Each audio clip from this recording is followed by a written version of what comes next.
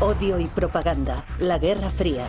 Una serie de 4 episodios con George Stroumboulopoulos. La lucha global por dominar la mente del mundo. Todos hemos oído el refrán, la pluma es más poderosa que la espada. ¿Pero creen que es verdad?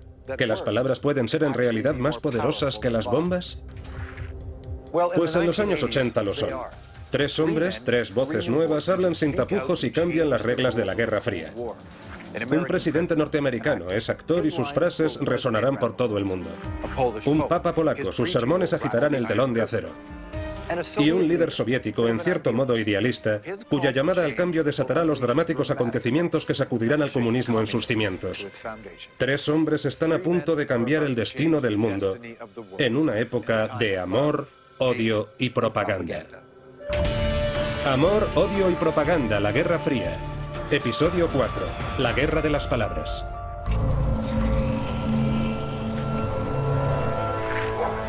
...1982, Manchester, Maine, una pequeña ciudad en el nordeste de los Estados Unidos. Como en cualquier ciudad pequeña de cualquier parte, los grandes problemas mundiales parecen lejanos. Pero hay algo flotando en el aire. Miedo. Ese miedo impulsa a Samantha Smith, de 10 años de edad, a escribir una carta. Un acto que por un instante la convertirá en la niña más famosa del planeta. Querido señor Andropov, me preocupa que Rusia y Estados Unidos entren en una guerra nuclear. Me gustaría saber por qué quiere conquistar el mundo, o al menos nuestro país. Atentamente, Samantha Smith. La carta de Samantha está dirigida a Yuri Andropov, el nuevo líder de la Unión Soviética. Pero él tiene otras cosas en que pensar. La tensión entre Estados Unidos y la Unión Soviética va en aumento y Andropov está deseando una pelea. Los soviéticos han invadido Afganistán y están desplegando cientos de misiles nucleares SS-20 por toda la Europa Oriental. Se creería que el recién nombrado presidente del Soviet Supremo de la Unión Soviética tendría otras cosas más apremiantes que hacer. Pero he aquí que 5 meses más tarde, Samantha recibió una carta. Querida Samantha, te invito a venir a nuestro país. Conocerás nuestro país y verás por ti misma que en la Unión Soviética todos están a favor de la paz y la amistad entre los pueblos. Gracias por tu carta. Yuri Andropov. De la noche a la mañana, Samantha se convierte en la chica favorita de los medios. Los canales de televisión le hacen entrevistas. Muchos norteamericanos se muestran recelosos. ¿Es la niña un mero peón de la propaganda soviética? Los Smith aceptan la invitación de Andropov, pero no sin cierta inquietud. No sabemos qué esperar. Tratamos de mantener abierta nuestra mente en cuanto a los gestos adicionales que los líderes soviéticos pudieran hacer a través de Samantha durante este viaje. Si el padre de Samantha está un poco receloso, no es el único. Sus sospechas las comparten la mayoría de los norteamericanos, incluso el presidente Ronald Reagan, un acérrimo anticomunista convencido de que la Unión Soviética es un imperio malvado que camina hacia su fin. Occidente no contendrá al comunismo. Trascenderá al comunismo. No se molestará en descartarlo o denunciarlo. Lo descartará como un capítulo extraño de la historia humana, cuyas últimas páginas están escribiendo incluso ahora. En la guerra contra el comunismo no es sorprendente que Reagan se vea a sí mismo en el papel de héroe, un papel que ha representado muchas veces cuando era actor en Hollywood. Mala suerte, hijo. Supongo que no todos podemos tener encanto y además ser guapos. Ha sido una estrella del fútbol, un agente del FBI y un sensato sheriff en un clásico del oeste. De acuerdo, chicos, ya es suficiente. ¡Solo queremos a Durango! No vais a tenerlo. ¿Queríais ley y orden en este pueblo? Lo tenéis. De todos sus papeles, su favorito con diferencia es el del vaquero que lucha por la justicia. Cuando entró en política, esta fue la imagen que quiso promover. Ustedes y yo tenemos el coraje de decirles a nuestros enemigos que hay un premio que no pagaremos, que hay un punto más allá del cual no deben avanzar. Los años de Reagan como actor le prepararon bien para recordar sus frases en el escenario, consiguiendo en sus apariciones imprimir en sus discursos un tinte de perfecta declamación que funcionó muy bien en esta nueva era de inmediatez televisiva. Reagan cree que la maquinaria militar soviética es más poderosa que la de Estados Unidos. Para equilibrar las cosas, bombea mucho dinero en defensa nacional. Para contrarrestar la amenaza de los misiles soviéticos SS-20, propone el despliegue de más de 500 misiles nucleares por toda Europa. El mensaje a los soviéticos es claro. Si hay una guerra, Reagan planea ganarla.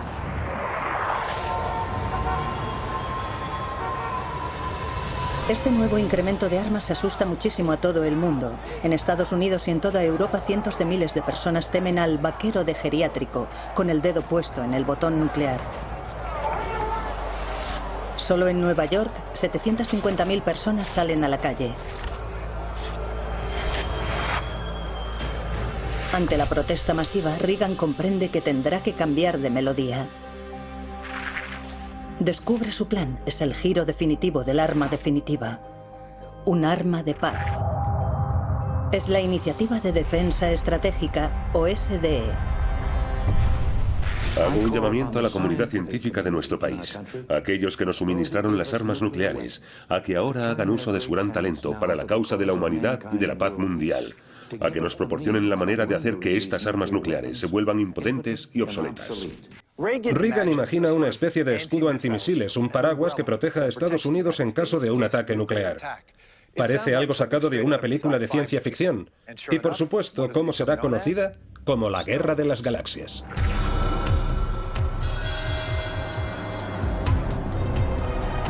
Para la Unión Soviética, el significado de la Guerra de las Galaxias no era defensivo. El significado de la Guerra de las Galaxias para el líder soviético era la posibilidad de lanzar un primer ataque desde el espacio. A pesar de la tensión extrema, Samantha Smith y sus padres aceptan la invitación de Andropov de visitar la Unión Soviética.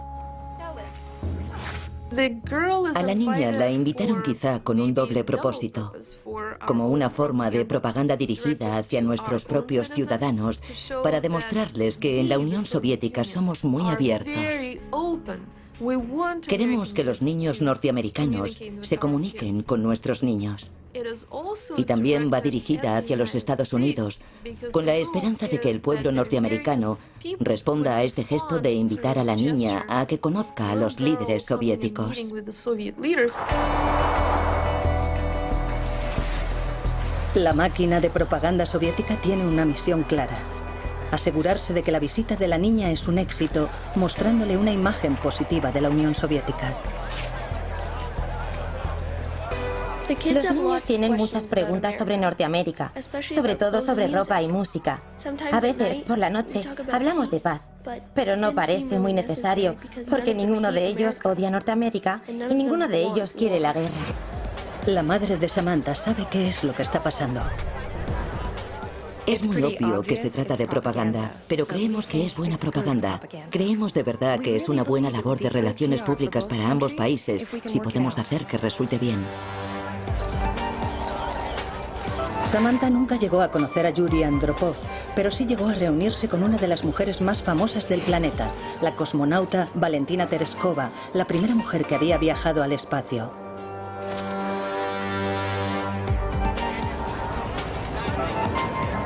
Tras 2 semanas en la Unión Soviética, Samantha Smith se dirige a casa con un mensaje para los norteamericanos. El pueblo soviético no quiere la guerra. Son muy parecidos a nosotros y no quieren nada malo para el mundo. De vuelta en Estados Unidos, Samantha comienza a propagar las buenas noticias. Es un éxito en el circuito televisivo, pero las invitaciones terminan de forma abrupta. El mensaje de paz de Samantha es ensombrecido por una tragedia. El 1 de septiembre de 1983, el vuelo KAL 007 de las aerolíneas coreanas es derribado en el espacio aéreo soviético. Las 269 personas que van a bordo mueren.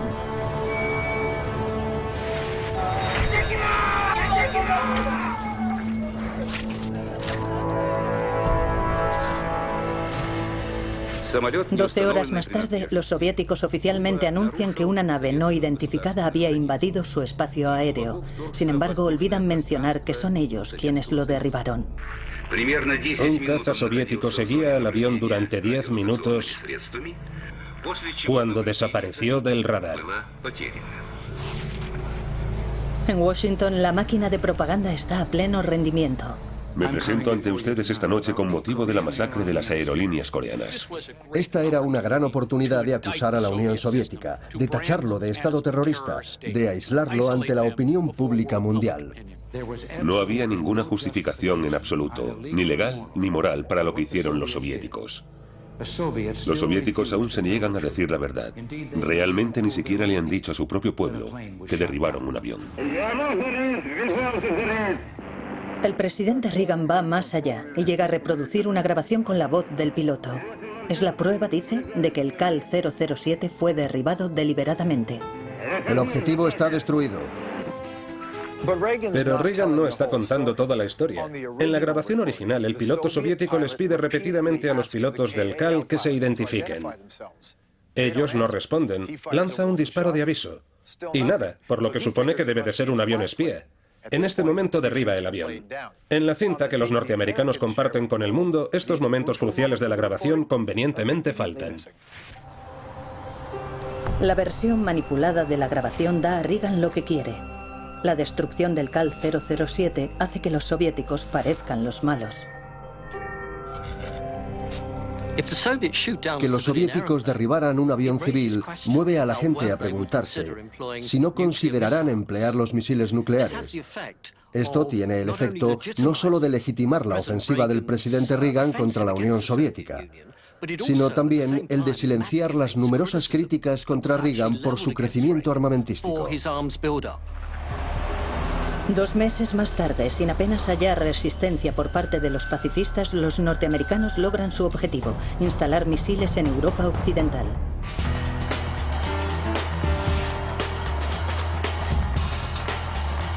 Reagan está en racha. En 1984 se presenta una segunda elección como presidente. El eslogan de su campaña, Norteamérica ha vuelto. Reagan gana por goleada. Solo diré, ya saben, los buenos hábitos son difíciles de cambiar. Unos meses más tarde, Samantha Smith y su padre mueren en un avión. 1000 personas asisten al funeral de la pequeña que predicó la paz en el imperio del mal. Querida señora Jane Smith. Entre ellas, un representante de la embajada soviética en Washington lee un mensaje de condolencia del Kremlin. La Casa Blanca no envía a ninguno.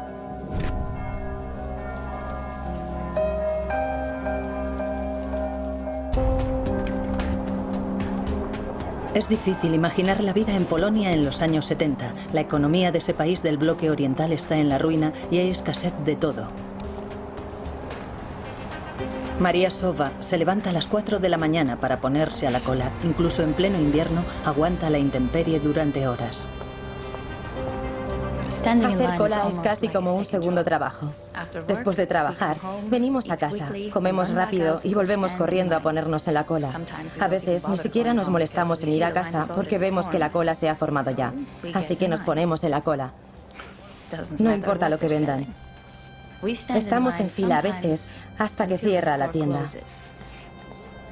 En Polonia la vida es dura. El precio de la carne es el doble que en la Europa occidental. Los zapatos cuestan 5 veces más. La lista de espera para un apartamento es de 12 años. El país ha quedado atrapado detrás del telón de acero durante más de 3 décadas y los polacos no tienen mucha esperanza.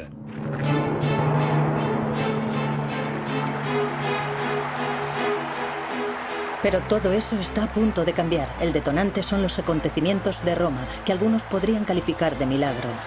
En octubre de 1978, Karol Wojtyła, arzobispo de Cracovia, un polaco nada menos, es elegido papa. Queridísimos hermanos y hermanas, como la mayoría de la población polaca, María Sowa es católica. No podía creerlo. Corrí gritando, no lo adivinaréis. Pusimos la televisión. Estábamos muy felices, llenos de esperanza de que las cosas fueran a cambiar para nosotros. A diferencia de otros países del bloque comunista, la identidad nacional polaca está estrechamente vinculada a la Iglesia. La Iglesia es una auténtica fuerza que representa una realidad alternativa al régimen comunista. Son grandes noticias para el pueblo polaco, pero extrañamente a Juan Pablo II apenas se le conoce en su propio país. El día posterior a su elección, solo aparece este diminuto artículo en los periódicos y sin una foto. Y así es como quieren hacerlo los medios comunistas. No mencionan a la Iglesia, el otro poder en Polonia. Para la mayoría de los polacos, ese nuevo papa es un hombre misterioso. Pero los comunistas conocen a Karol Wojtyła demasiado bien. Perteneció a la resistencia. Bajo la ocupación nazi ayudó a esconder a judíos de la Gestapo, evitando a duras penas que le capturaran. Bajo el régimen comunista, llegó a ser obispo de Cracovia y luchó por el derecho a construir iglesias. Él cree que es deber de la Iglesia ayudar a cambiar el sistema. Ahora, como papa, este gran comunicador y antiguo actor inicia una cruzada contra el comunismo.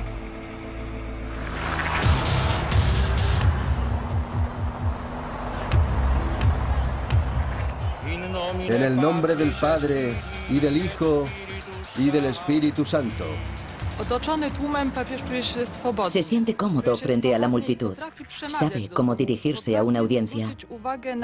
Sabe enfatizar frases, haciendo pausas al hablar, creando silencios. Durante la celebración de su primera misa como papa, Juan Pablo II hace algo más que citar el Evangelio. Habla de política. Abrid las fronteras de los países, de sus economías, de sus sistemas políticos. No tengáis miedo.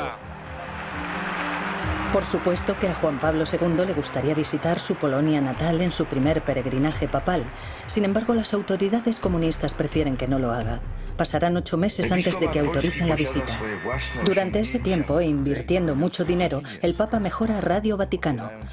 Cuando habla, quiere asegurarse de que el pueblo de Polonia escucha cada una de sus palabras. Junio de 1979. El nuevo Papa por fin llega a Polonia. Durante los siguientes 9 días, 11 millones de personas, 1 de cada 3 polacos, acudirán a ver a su líder espiritual.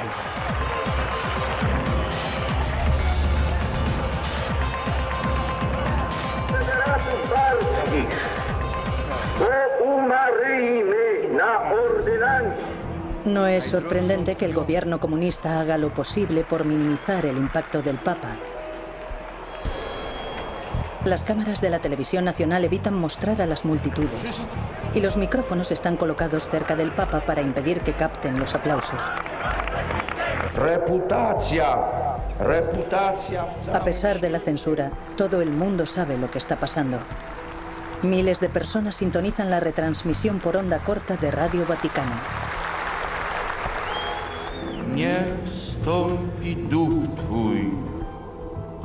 Las palabras del Papa son inspiradoras. No debería hablar de política en público, pero sabe cómo esquivar las normas. Sus sermones son nada menos que mensajes en código. Y la gente sabe leer entre líneas. Que tu espíritu descienda y renueve la faz de la tierra. La faz de esta tierra. Cuando el Papa dijo que descienda tu espíritu y que Él renueve esta tierra, todo el mundo entendió de inmediato lo que significaba, que era derrocar al comunismo. Renovar esta tierra significaba el cambio del sistema. María Sowa tiene una hija pequeña, Marcy. Uno de los primeros regalos que Marcy recibe es un proyector de diapositivas para que pueda ver las imágenes del hombre que está devolviéndole la esperanza a Polonia. Años más tarde, los acontecimientos que pronto agitarían Polonia la llevarán a escribir sus memorias en forma de novelas gráficas. Creía que era la única capaz de hacer llorar a mi madre. No lo soy. El Papa también puede hacerlo. Le encantan las diapositivas de Juan Pablo II visitando Polonia. También hay un hombre con bigote llamado Lech Walesa que representa el corazón de un sindicato que se está rebelando contra las autoridades. El Papa Juan Pablo II tuvo una profunda influencia en el pensamiento de Lech Walesa, y a resultas de ello Walesa se aleja de los problemas concretos del movimiento del sindicato hacia problemas más amplios relativos a la libertad humana y a los derechos humanos, galvanizando con ello a grupos distantes entre sí por toda Polonia.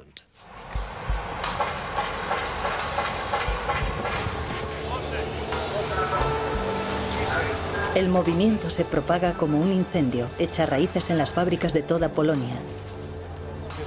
Decenas de miles de trabajadores van a la huelga. Quieren ser reconocidos como sindicato independiente y autónomo. Al final, el gobierno cede ante la presión. Solidaridad se convierte en el primer movimiento sindicalista libre detrás del telón de acero. Y con ello aparece la primera grieta en los cimientos del comunismo.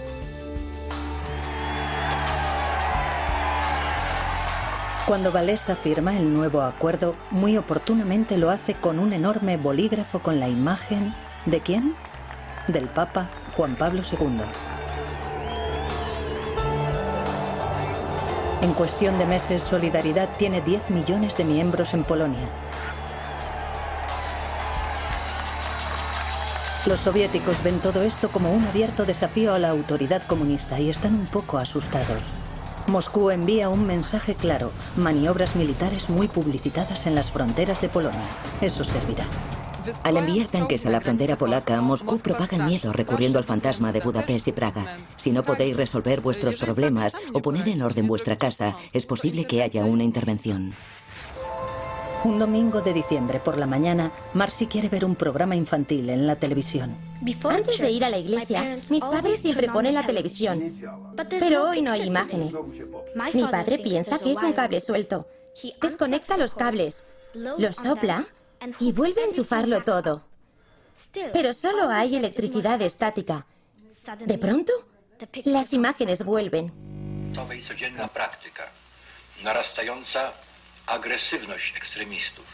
El general Wojciech Jaruzelski aparece y declara que Polonia está en estado de guerra.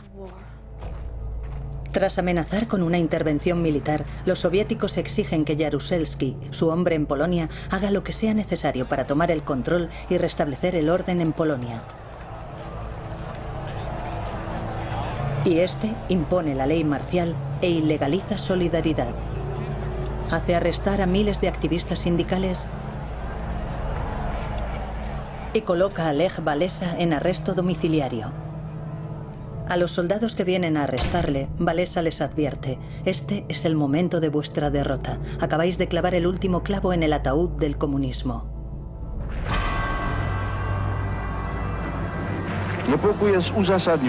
El Papa Juan Pablo es muy consciente de que el mundo entero le está observando y escuchando cuando da su audiencia pública semanal. Denuncia las duras medidas de la ley marcial en Polonia, primero en polaco, luego en italiano, y por si hay alguna duda, trata de confirmarlo con los periodistas reunidos.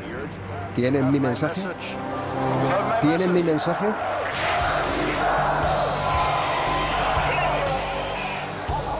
En Polonia, Solidaridad contraataca, pero tiene que operar en absoluto secreto. Y eso resulta difícil. Las demostraciones públicas son recibidas con extrema violencia.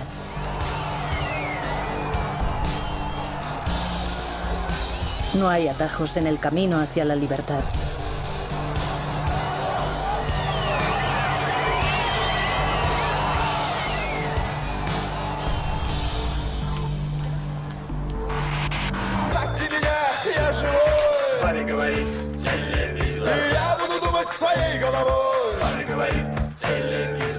En 1984, una época de pesimismo en la Unión Soviética. La banda de rock Televisor grita el descontento de la juventud, una generación que no tiene nada en común con los enfermizos ancianos en el poder. Ya no creen en la propaganda con la que les educaron.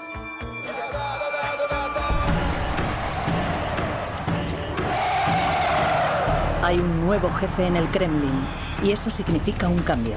El hombre se muestra inflexible, quiere poner fin a la propaganda y las mentiras de sus predecesores. En esta historia se manifiesta el verdadero carácter del nuevo hombre. Está tomando parte en una nueva simulación de guerra y en esta crisis totalmente ficticia le piden que presione el botón nuclear. Pero él se congela. No puede o no quiere lanzar los misiles nucleares, ni siquiera los falsos. Les presentamos a Mikhail Gorbachev. Con 54 años, Gorbachev es el miembro más joven del Politburó. Es también el primer líder soviético que ha vivido, siendo un niño, la Segunda Guerra Mundial. Su familia sobrevivió a la ocupación alemana y al reinado del terror de Stalin. Esas experiencias moldearon al hombre. Cuando sube al poder, Gorbachev se muestra muy diferente. De pronto llega un hombre que habla con libertad, que sonríe, sale de su coche y pasea por la calle, habla con la gente, toca a la gente. Y eso es increíble.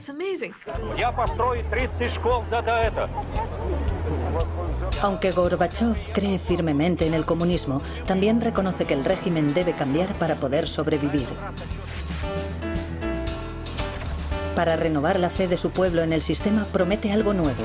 El Estado practicará la transparencia y la honestidad. La Glasnost ha llegado.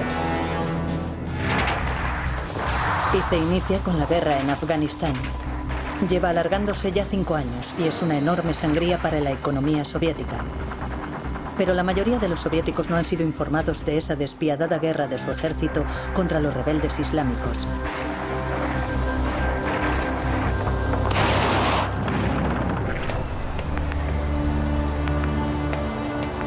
Andrei Kryukov, de 18 años de edad, aún cree en el socialismo.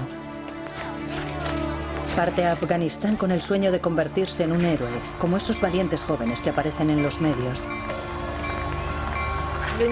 Los periódicos cubren actos de coraje, de generosa asistencia y ayuda a la población afgana. Proporcionan alimentos. Eso es lo que se lee en los periódicos. Tras 9 meses de entrenamiento, Andrei aterriza en Afganistán. La guerra romántica es reemplazada con rapidez por la realidad. Ve la verdad que se esconde detrás de la propaganda. Pocas semanas después de su llegada, el joven que ha soñado con convertirse en un héroe escribe a su madre. En 77 días estaré en la mitad de mi periodo militar. Estoy impaciente por estar en nuestra madre patria otra vez. Sería estupendo caminar por allí con una mochila en lugar de mi saco del ejército. Escríbeme lo antes posible. Adiós, Andrei. Solo unas horas después de escribir la carta, Andrei murió.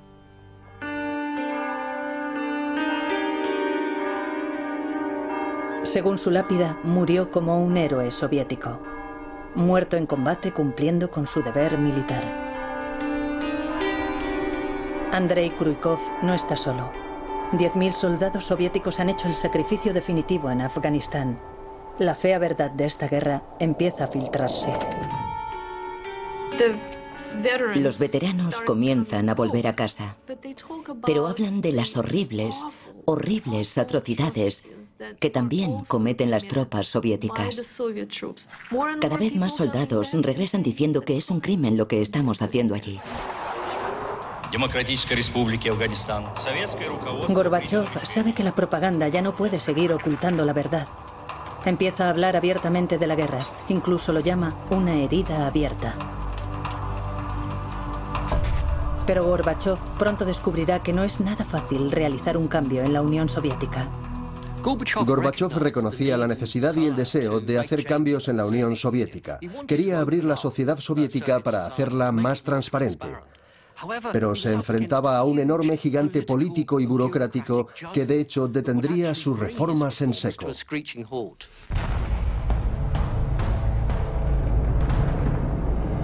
Sábado 26 de abril de 1986, se produce un accidente en el reactor número 4 de la planta nuclear de Chernóbil, en Ucrania.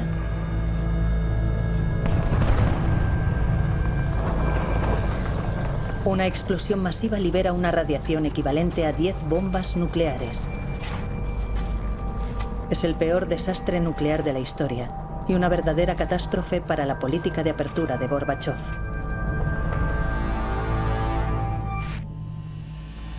A 3 kilómetros de la zona de impacto se encuentra Pripyat, con una población de 55.000 habitantes. La vida sigue como siempre, a pesar de los peligrosísimos altos niveles de radiación en el aire. Sus efectos pueden verse claramente en un documental rodado aquel día.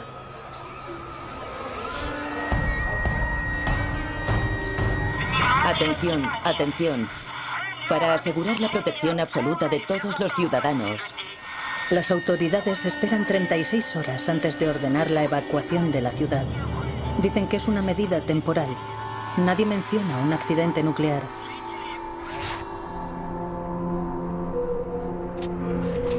Una nube radiactiva se extiende rápidamente por Europa. Los técnicos de una planta nuclear de Suecia advierten niveles anormalmente altos de radiación. Las sospechas de inmediato se centran en la Unión Soviética.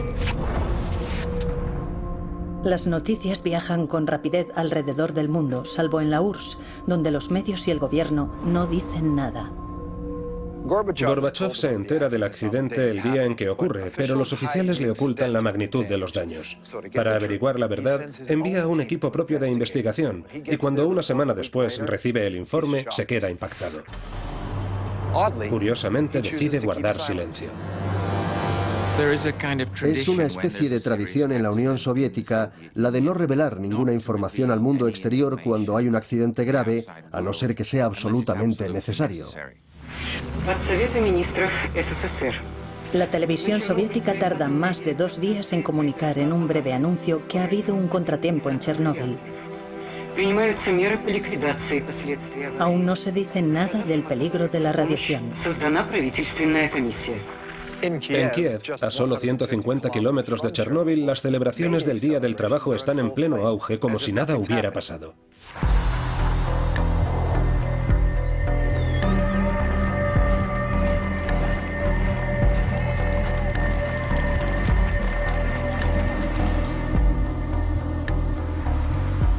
Zoya Gulko es físico nuclear en el Centro de Investigación de Kiev. Él sabe que el gobierno no está informando al pueblo del peligro. Para proteger a su hija de 8 años, Kira traza una línea en medio de su apartamento y le pide que no la cruce para que se mantenga apartada de las ventanas.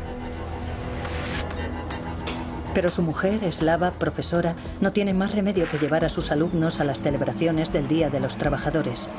Desfilan en el exterior, inconscientes de que se están exponiendo a una radiación letal.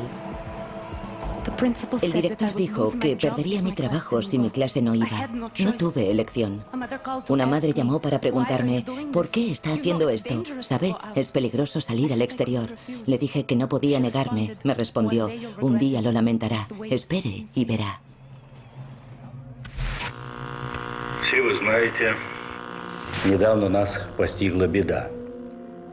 Mikhail Gorbachev por fin se dirige al pueblo de la Unión Soviética, 18 días después del accidente. Por primera vez, el líder soviético admite que ha habido un desastre nuclear. Sabe que la imagen de la Unión Soviética no volverá a ser la misma. El accidente en la planta nuclear de Chernóbil ha afectado gravemente al pueblo soviético y ha despertado inquietud en todo el mundo. El desastre de Chernóbil es realmente el inicio de la glasnost en la práctica. Glasnost, en esencia, se traduce como apertura o franqueza. El aspecto clave de la glasnost es la autocrítica. Es la idea de que la Unión Soviética debe mirarse a sí misma de una manera crítica y no hablar solamente de sus éxitos.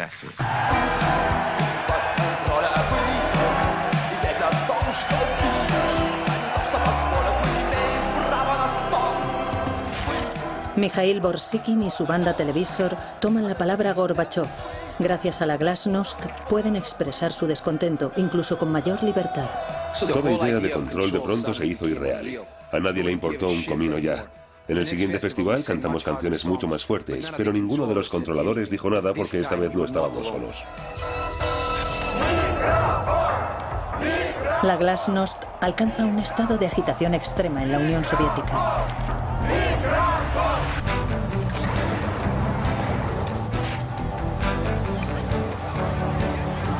¿Quién habría soñado que un líder soviético podría ser un día en Norteamérica más popular que el propio vicepresidente de los Estados Unidos? Pues eso es exactamente lo que pasó cuando el señor Gorbachev fue a Washington y decidió dar un paseo. ¿Qué piensa usted de Gorbachov? Ese hombre es un genio de las relaciones públicas. Saltar de un coche de esa manera, increíble. Cuando Gorbachov llegó a Norteamérica, fue recibido como un héroe por el pueblo norteamericano, porque el mensaje que proyectaba era de esperanza. Y ese es un mensaje que el pueblo norteamericano llevaba añorando largo tiempo. Mal aconsejado habría estado el presidente Reagan si hubiera ido contra esos sentimientos. El 8 de diciembre de 1987, la Guerra Fría toma un nuevo giro, ya que Ronald Reagan por fin cambia el tono. A menudo he sentido que nuestros pueblos deberían haber sido mejores amigos desde hace mucho tiempo. El odio se ha convertido en amor. Gorbachov estaba en Washington para firmar un acuerdo histórico, no solo para limitar las armas nucleares, sino para destruirlas.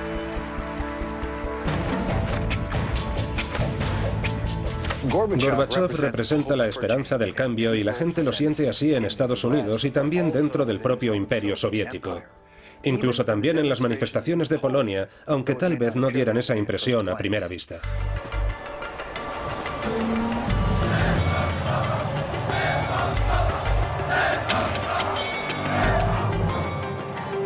La situación en Polonia no ha mejorado desde que el general Jaruzelski impusiera la ley marcial. En el verano de 1988, miles de trabajadores polacos están en huelga. Sus demandas son claras. Solidaridad debe ser legalizado otra vez. El general Jaruzelski por fin acepta negociar con Lech Walesa. No tiene elección. Mikhail Gorbachov ha anunciado que la Unión Soviética ya no saldrá al rescate de sus aliados comunistas. La cruda realidad es que ya no tiene los medios para hacerlo.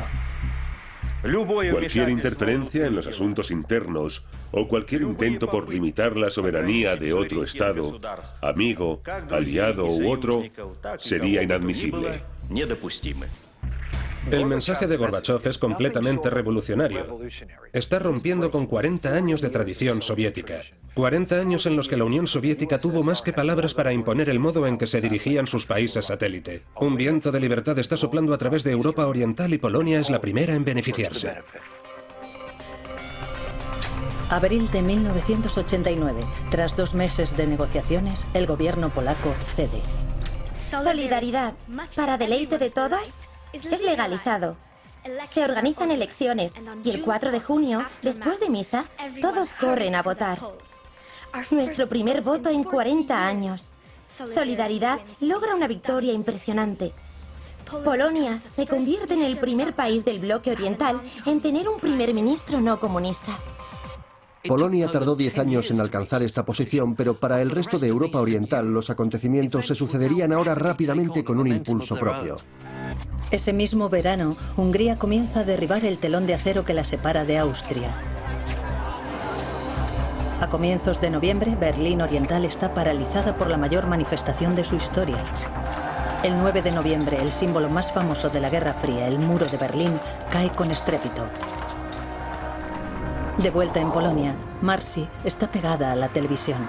Es como si todos los muros de mi edificio cayeran con él, como si todos los apartamentos se hubieran convertido en uno y todas las puertas estuvieran abiertas. Habíamos abierto la puerta a la libertad. Estábamos reuniéndonos todos con los brazos y el corazón abiertos de par en par.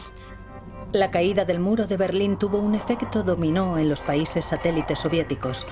El poder comunista es barrido. En Hungría, Bulgaria,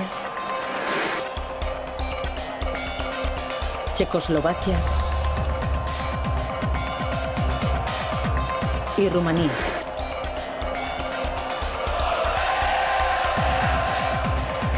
Terminan 40 años de división en Europa, pero los vientos del cambio aún seguían soplando con fuerza.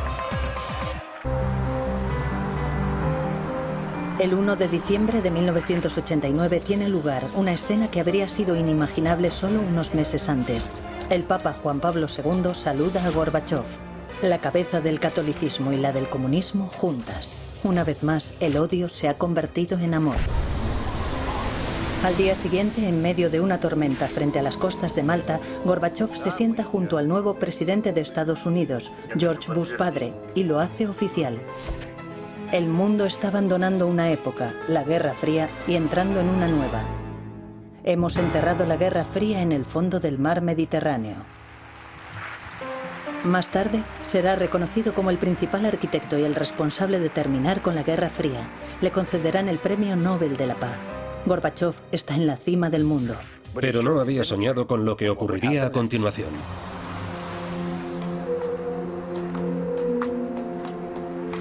De vuelta en casa, el emperador va sin ropa y el imperio se está desintegrando. La economía soviética está en ruinas y los ciudadanos de Moscú no están de humor para el amor.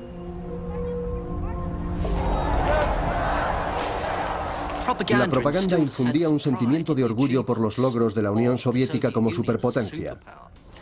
Sin embargo, cuando empezó a desmoronarse la Unión, la propaganda cada vez se distanciaba más de la experiencia diaria de los ciudadanos.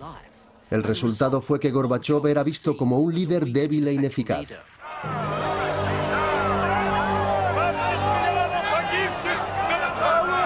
En el desfile del Día del Trabajo, Gorbachov es acosado por la multitud. Finalmente le obligan a abandonar la tribuna.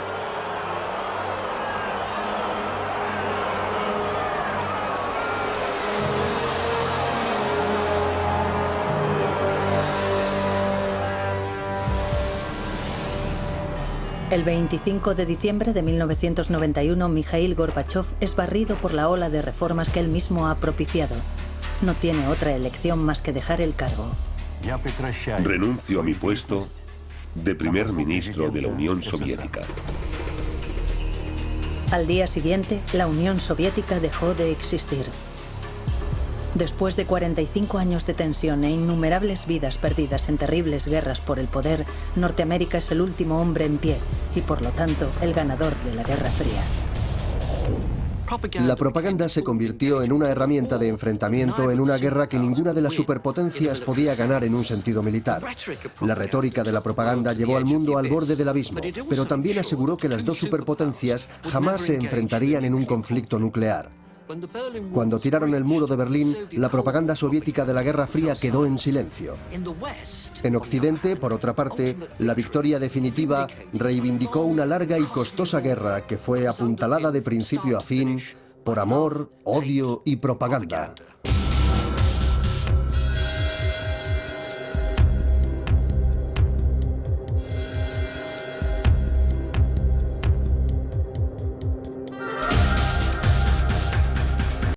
Reagan cree que la maquinaria militar soviética es más poderosa que la de Estados Unidos. Para equilibrar las cosas, bombea mucho dinero en defensa nacional. Para contrarrestar la amenaza de los misiles soviéticos SS-20, propone el despliegue de más de 500 misiles nucleares por toda Europa. El mensaje a los soviéticos es claro. Si hay una guerra, Reagan planea ganarla.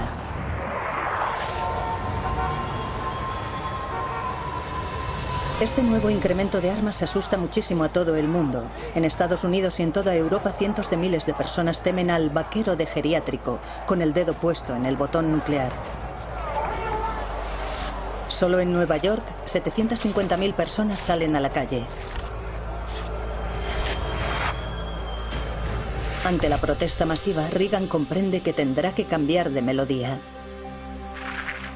Descubre su plan, es el giro definitivo del arma definitiva. Un arma de paz. Es la Iniciativa de Defensa Estratégica, o SDE. Hago un llamamiento a la comunidad científica de nuestro país, a aquellos que nos suministraron las armas nucleares, a que ahora hagan uso de su gran talento para la causa de la humanidad y de la paz mundial, a que nos proporcionen la manera de hacer que estas armas nucleares se vuelvan impotentes y obsoletas. Reagan imagina una especie de escudo antimisiles, un paraguas que proteja a Estados Unidos en caso de un ataque nuclear. Parece algo sacado de una película de ciencia ficción. Y por supuesto, ¿cómo será conocida? Como la Guerra de las Galaxias.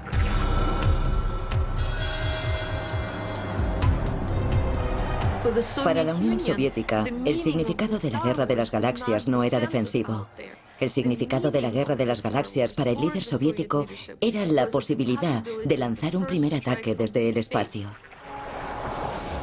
A pesar de la tensión extrema, Samantha Smith y sus padres aceptan la invitación de Andropov de visitar la Unión Soviética. A la niña la invitaron quizá con un doble propósito, como una forma de propaganda dirigida hacia nuestros propios ciudadanos para demostrarles que en la Unión Soviética somos muy abiertos. Queremos que los niños norteamericanos se comuniquen con nuestros niños. Y también va dirigida hacia los Estados Unidos, con la esperanza de que el pueblo norteamericano responda a este gesto de invitar a la niña a que conozca a los líderes soviéticos.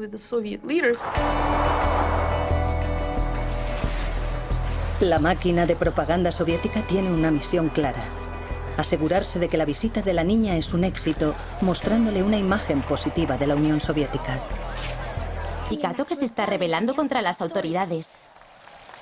El Papa Juan Pablo II tuvo una profunda influencia en el pensamiento de Lech Walesa, y a resultas de ello Walesa se aleja de los problemas concretos del movimiento del sindicato hacia problemas más amplios relativos a la libertad humana y a los derechos humanos, galvanizando con ello a grupos distantes entre sí por toda Polonia.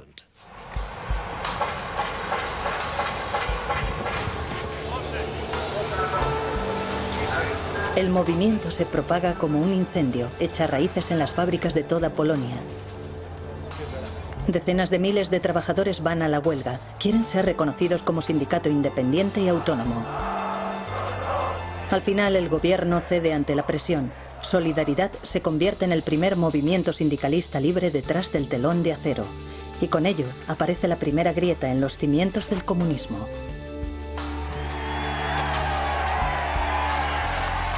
Cuando Walesa firma el nuevo acuerdo, muy oportunamente lo hace con un enorme bolígrafo con la imagen ¿de quién? Del Papa Juan Pablo II. En cuestión de meses, Solidaridad tiene 10 millones de miembros en Polonia. Los soviéticos ven todo esto como un abierto desafío a la autoridad comunista y están un poco asustados. Moscú envía un mensaje claro: maniobras militares muy publicitadas en las fronteras de Polonia. Eso servirá. Al enviar tanques a la frontera polaca, Moscú propaga el miedo recurriendo al fantasma de Budapest y Praga. Si no podéis resolver vuestros problemas o poner en orden vuestra casa, es posible que haya una intervención. Un domingo de diciembre por la mañana, Marcy quiere ver un programa infantil en la televisión. Antes de ir a la iglesia, mis padres siempre ponen la televisión. Pero hoy no hay imágenes. Mi padre piensa que es un cable suelto. Desconecta los cables, los sopla y vuelve a enchufarlo todo. Pero solo hay electricidad estática. De pronto, las imágenes vuelven.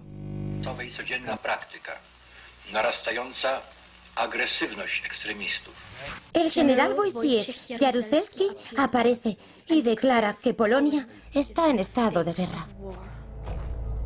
Tras amenazar con una intervención militar, los soviéticos exigen que Jaruzelski, su hombre en Polonia, haga lo que sea necesario para tomar el control y restablecer el orden en Polonia. Y este impone la ley marcial e ilegaliza Solidaridad. Hace arrestar a miles de activistas sindicales y coloca a Lech Walesa en arresto domiciliario. A los soldados que vienen a arrestarle, Walesa les advierte: este es el momento de vuestra derrota. Acabáis de clavar el último clavo. La máquina de propaganda soviética tiene una misión clara: asegurarse de que la visita de la niña es un éxito, mostrándole una imagen positiva de la Unión Soviética. Los niños tienen muchas preguntas sobre Norteamérica, sobre todo sobre ropa y música. A veces, por la noche, hablamos de paz, pero no parece muy necesario, porque ninguno de ellos odia Norteamérica y ninguno de ellos quiere la guerra. La madre de Samantha sabe qué es lo que está pasando. Es muy obvio que se trata de propaganda, pero creemos que es buena propaganda. Creemos de verdad que es una buena labor de relaciones públicas para ambos países, si podemos hacer que resulte bien. Samantha nunca llegó a conocer a Yuri Andropov, pero sí llegó a reunirse con una de las mujeres más famosas del planeta, la cosmonauta Valentina Tereskova, la primera mujer que había viajado al espacio.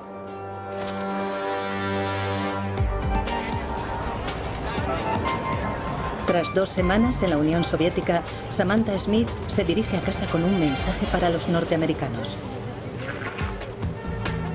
El pueblo soviético no quiere la guerra. Son muy parecidos a nosotros y no quieren nada malo para el mundo. De vuelta en Estados Unidos, Samantha comienza a propagar las buenas noticias. Es un éxito en el circuito televisivo, pero las invitaciones terminan de forma abrupta. El mensaje de paz de Samantha es ensombrecido por una tragedia. El 1 de septiembre de 1983, el vuelo KAL 007 de las aerolíneas coreanas es derribado en el espacio aéreo soviético. Las 269 personas que van a bordo mueren.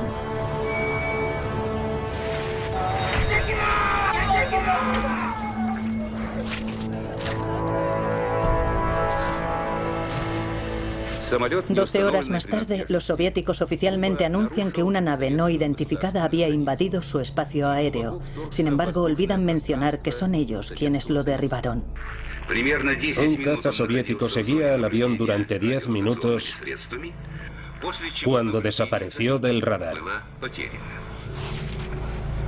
En Washington, la máquina de propaganda está a pleno rendimiento. Me presento ante ustedes esta noche con motivo de la masacre de las aerolíneas coreanas. Esta era una gran oportunidad de acusar a la Unión Soviética, de tacharlo de Estado terrorista, de aislarlo ante la opinión pública mundial. No había ninguna justificación en absoluto, ni legal ni moral, para lo que hicieron los soviéticos. Los soviéticos aún se niegan a decir la verdad. Realmente ni siquiera le han dicho a su propio pueblo que derribaron un avión. Su elección solo aparece este diminuto artículo en los periódicos y sin una foto. Y así es como quieren hacerlo los medios comunistas. No mencionan a la Iglesia, el otro poder en Polonia. Para la mayoría de los polacos, ese nuevo papa es un hombre misterioso. Pero los comunistas conocen a Karol Wojtyła demasiado bien. Perteneció a la resistencia. Bajo la ocupación nazi ayudó a esconder a judíos de la Gestapo, evitando a duras penas que le capturaran. Bajo el régimen comunista, llegó a ser obispo de Cracovia y luchó por el derecho a construir iglesias. Él cree que es deber de la Iglesia ayudar a cambiar el sistema. Ahora, como papa, este gran comunicador y antiguo actor inicia una cruzada contra el comunismo.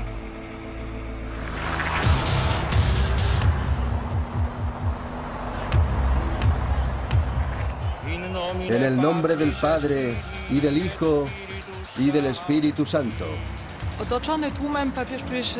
Se siente cómodo frente a la multitud. Sabe cómo dirigirse a una audiencia. Sabe enfatizar frases, haciendo pausas al hablar, creando silencios.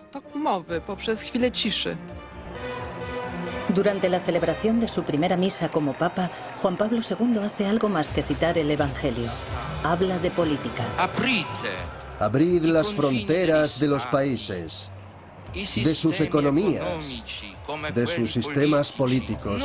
No tengáis miedo. Por supuesto que a Juan Pablo II le gustaría visitar su Polonia natal en su primer peregrinaje papal. Sin embargo, las autoridades comunistas prefieren que no lo haga. Pasarán 8 meses antes de que autoricen la visita. Durante ese tiempo, e invirtiendo mucho dinero, el Papa mejora Radio Vaticano. Cuando habla, quiere asegurarse de que el pueblo de Polonia escucha cada una de sus palabras. Junio de 1979. El nuevo Papa por fin llega a Polonia. Durante los siguientes 9 días, 11 millones de personas, 1 de cada 3 polacos, acudirán a ver a su líder espiritual.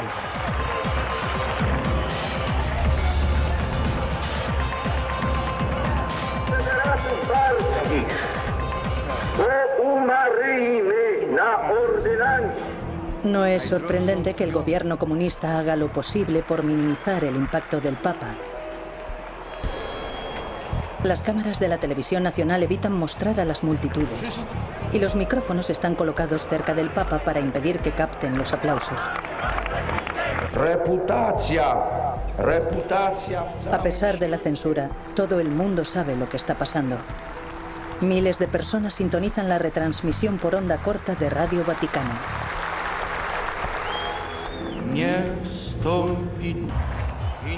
En el nombre del Padre, y del Hijo, y del Espíritu Santo. Se siente cómodo frente a la multitud. Sabe cómo dirigirse a una audiencia. Sabe enfatizar frases, haciendo pausas al hablar, creando silencios. Durante la celebración de su primera misa como Papa, Juan Pablo II hace algo más que citar el Evangelio. Habla de política. Abrid las fronteras de los países, de sus economías, de sus sistemas políticos. No tengáis miedo. Por supuesto que a Juan Pablo II le gustaría visitar su Polonia natal en su primer peregrinaje papal. Sin embargo, las autoridades comunistas prefieren que no lo haga. Pasarán 8 meses antes de que autoricen la visita. Durante ese tiempo, e invirtiendo mucho dinero, el Papa mejora Radio Vaticano. Cuando habla, quiere asegurarse de que el pueblo de Polonia escucha cada una de sus palabras. Junio de 1979. El nuevo Papa por fin llega a Polonia. Durante los siguientes 9 días, 11 millones de personas, 1 de cada 3 polacos, acudirán a ver a su líder espiritual.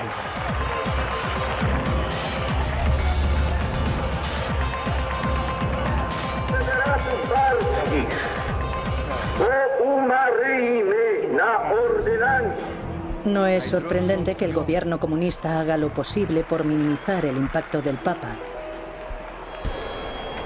Las cámaras de la televisión nacional evitan mostrar a las multitudes y los micrófonos están colocados cerca del Papa para impedir que capten los aplausos. A pesar de la censura, todo el mundo sabe lo que está pasando. Miles de personas sintonizan la retransmisión por onda corta de Radio Vaticano.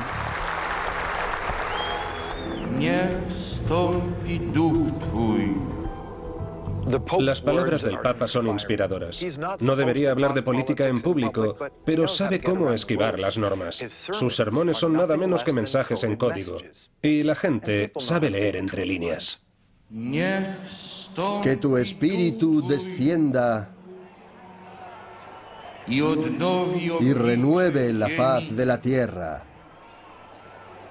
La faz de esta tierra. Cuando el Papa dijo que descienda tu espíritu y que Él renueve esta tierra, todo el mundo entendió de inmediato lo que significaba, que era derrocar al comunismo. Renovar esta tierra significaba el cambio del sistema. María Sofa tiene una hija pequeña, Marcy. Uno de los primeros regalos que Marcy recibe es un... El mensaje de paz de Samantha es ensombrecido por una tragedia. El 1 de septiembre de 1983, el vuelo KAL 007 de las aerolíneas coreanas es derribado en el espacio aéreo soviético. Las 269 personas que van a bordo mueren.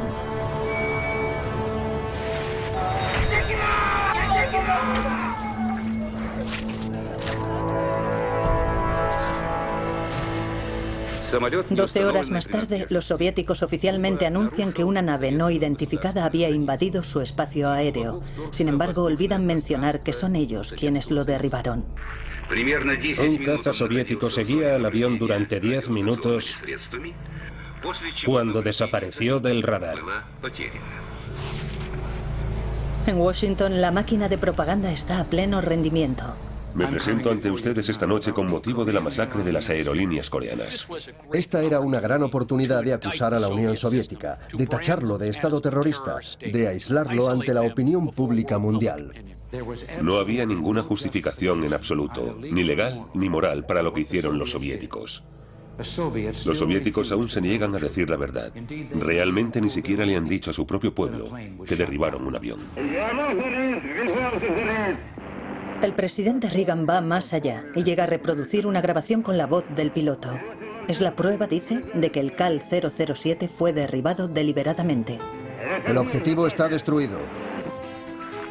Pero Reagan no está contando toda la historia.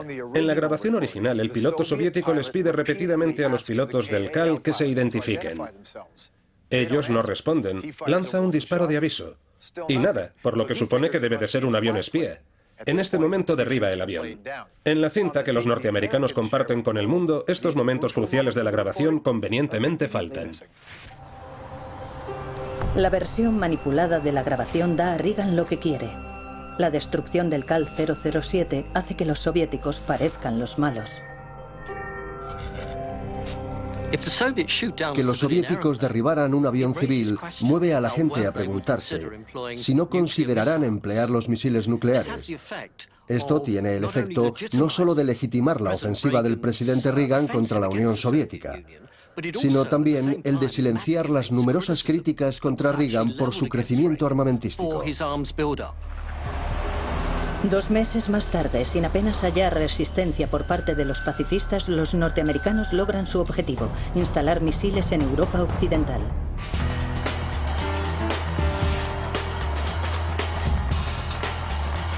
Reagan está en racha.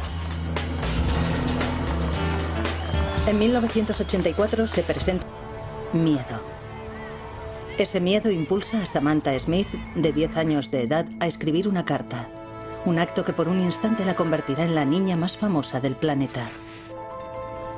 Querido señor Andropov, me preocupa que Rusia y Estados Unidos entren en una guerra nuclear.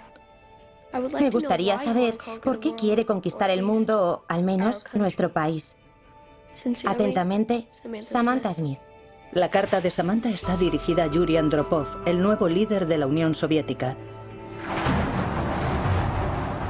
Pero él tiene otras cosas en que pensar. La tensión entre Estados Unidos y la Unión Soviética va en aumento y Andropov está deseando una pelea.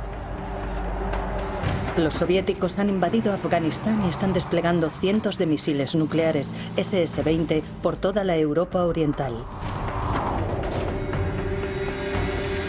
Se creería que el recién nombrado presidente del Soviet Supremo de la Unión Soviética tendría otras cosas más apremiantes que hacer. Pero he aquí que 5 meses más tarde, Samantha recibió una carta.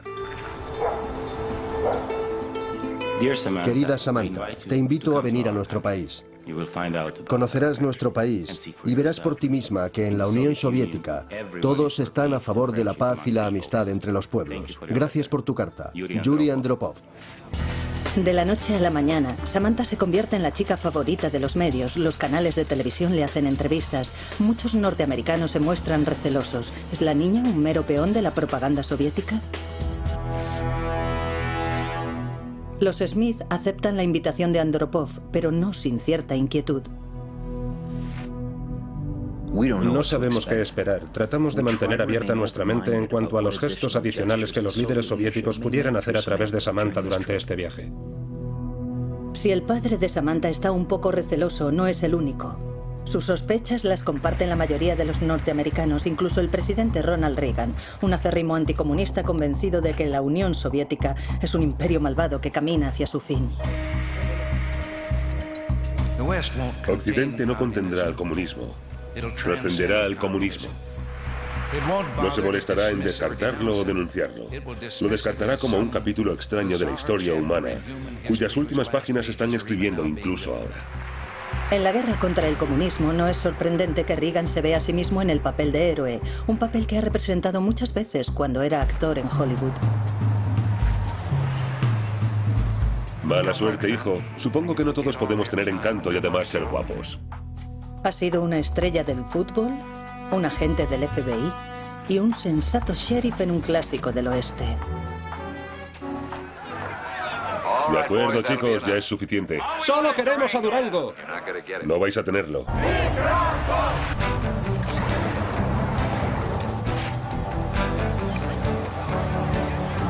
¿Quién habría soñado que un líder soviético podría ser un día en Norteamérica más popular que el propio vicepresidente de los Estados Unidos?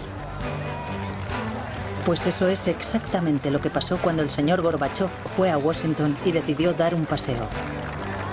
¿Qué piensa usted de Gorbachov? Ese hombre es un genio de las relaciones públicas. Saltar de un coche de esa manera, increíble. Cuando Gorbachov llegó a Norteamérica, fue recibido como un héroe por el pueblo norteamericano, porque el mensaje que proyectaba era de esperanza. Y ese es un mensaje que el pueblo norteamericano llevaba añorando largo tiempo. Mal aconsejado habría estado el presidente Reagan si hubiera ido contra esos sentimientos. El 8 de diciembre de 1987, la Guerra Fría toma un nuevo giro, ya que Ronald Reagan por fin cambia el tono. A menudo he sentido que nuestros pueblos deberían haber sido mejores amigos desde hace mucho tiempo. El odio se ha convertido en amor. Gorbachov estaba en Washington para firmar un acuerdo histórico, no solo para limitar las armas nucleares, sino para destruirlas.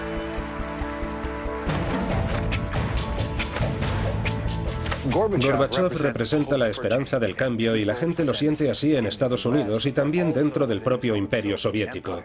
Incluso también en las manifestaciones de Polonia, aunque tal vez no dieran esa impresión a primera vista.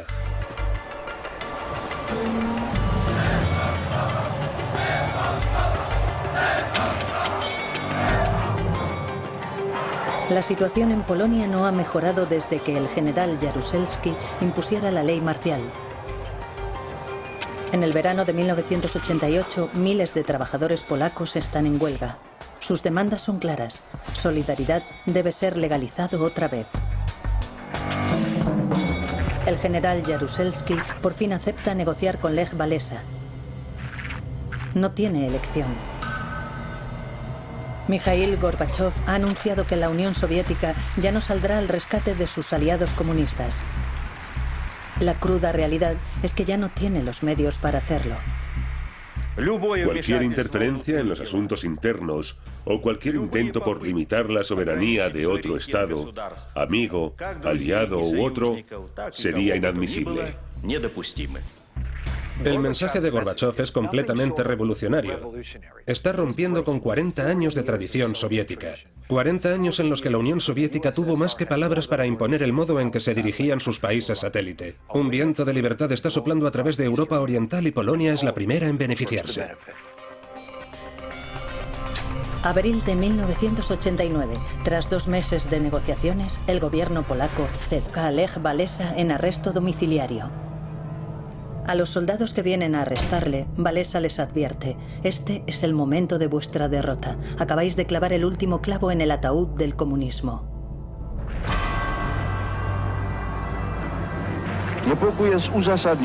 El Papa Juan Pablo es muy consciente de que el mundo entero le está observando y escuchando cuando da su audiencia pública semanal. Denuncia las duras medidas de la ley marcial en Polonia, primero en polaco, luego en italiano, y por si hay alguna duda, trata de confirmarlo con los periodistas reunidos.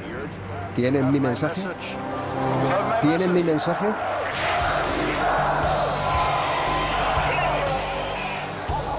En Polonia, Solidaridad contraataca, pero tiene que operar en absoluto secreto. Y eso resulta difícil. Las demostraciones públicas son recibidas con extrema violencia.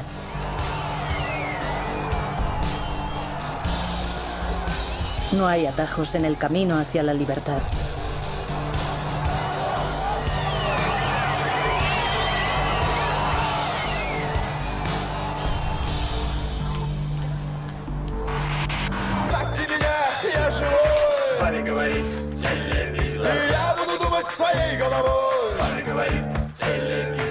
En 1984, una época de pesimismo en la Unión Soviética. La banda de rock Televisor grita el descontento de la juventud, una generación que no tiene nada en común con los enfermizos ancianos en el poder. Ya no creen en la propaganda con la que les educaron.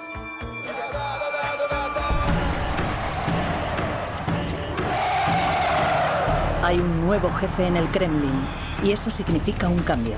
El hombre se muestra inflexible, quiere poner fin a la propaganda y las mentiras de sus predecesores. En esta historia se manifiesta el verdadero carácter del nuevo hombre. Está tomando parte en una nueva simulación de guerra y en esta crisis totalmente ficticia le piden que presione el botón nuclear. Pero él se congela. No puede o no quiere lanzar los misiles nucleares, ni siquiera los falsos. Les presentamos a Mikhail Gorbachov.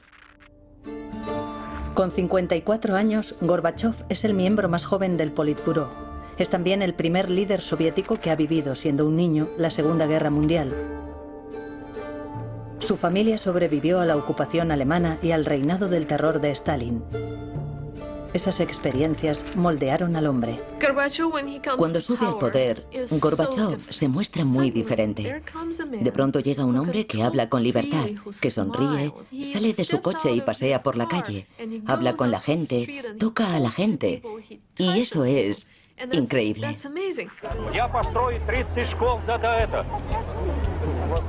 Aunque Gorbachov cree firmemente en el comunismo y le pide que no la cruce para que se mantenga apartada de las ventanas. Pero su mujer, eslava, profesora, no tiene más remedio que llevar a sus alumnos a las celebraciones del Día de los Trabajadores. Desfilan en el exterior, inconscientes de que se están exponiendo a una radiación letal. El director dijo que perdería mi trabajo si mi clase no iba. No tuve elección. Una madre llamó para preguntarme, ¿por qué está haciendo esto? ¿Sabe? Es peligroso salir al exterior. Le dije que no podía negarme. Me respondió, un día lo lamentará. Espere y verá.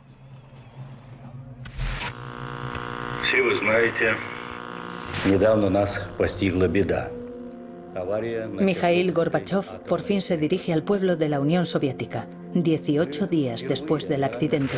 Por primera vez, el líder soviético admite que ha habido un desastre nuclear.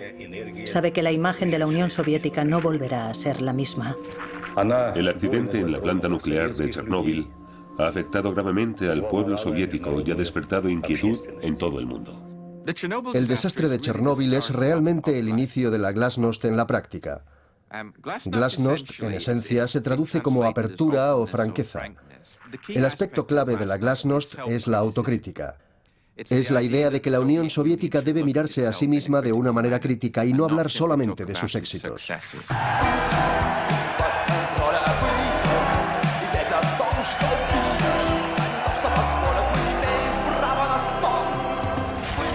Mikhail Borsíkin y su banda Televisor toman la palabra Gorbachev.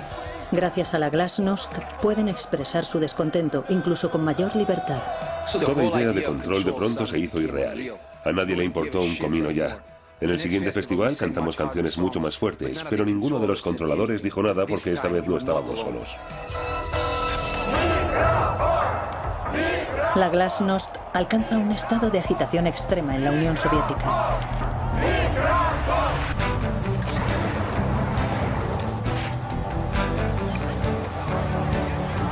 ¿Quién habría soñado que un líder soviético podría ser un día en Norteamérica más popular que el propio vicepresidente de los Estados Unidos?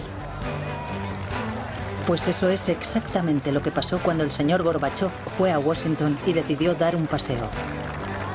¿Qué piensa usted de Gorbachev? Ese hombre es un genio de las relaciones públicas. Saltar de un coche de esa manera, increíble.